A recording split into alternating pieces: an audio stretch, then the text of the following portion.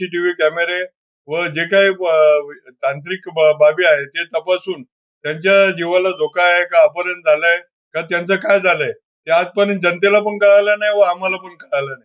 त्यामुळे हे सर्वच आम्ही एक काळजीपूर्वक त्यांना बघतोय की तुम्ही जिथे कुठे असाल तिथे मीडिया समोर यायला पाहिजे होतं. कल्याण डोंबिवली महानगरपालिकेची जी सार्वत्रिक निवडणूक झाली होती त्यामध्ये शिवसेना उद्धव बाळासाहेब ठाकरे पक्षाचे जवळजवळ 11 नगरसेवक निवडून आले. पण त्यामध्ये 4 नगरसेवक हे नॉट रिचेबल आहेत.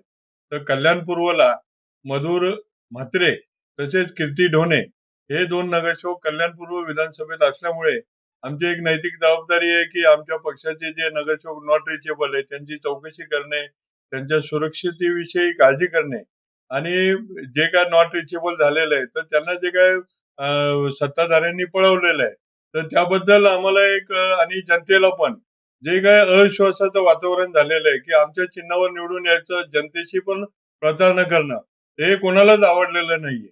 आणि त्यामुळे आज पोलीस स्टेशनला आम्ही त्यांची मिसिंगच्या संदर्भात तक्रार दाखल व्हावी म्हणून अर्ज केलेला आहे आणि त्याची दखल पोलीस घेतील. त्यांचे सीसीटीव्ही कॅमेरे व जे काही तांत्रिक बाबी आहेत ते तपासून त्यांच्या जीवाला धोका आहे का, अपहरण झालंय का, त्यांचं काय झालंय ते आजपर्यंत जनतेला पण कळालं नाही व आम्हाला पण कळालं नाही.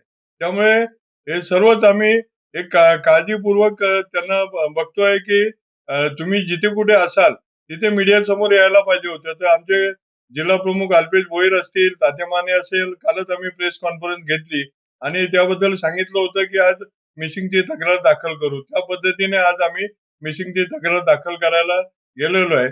तर त्यांच्या वरिष्ठांशी चर्चा करून ते पुढील कारवाई करतील असं आम्हाला त्यांनी सांगितलेलं.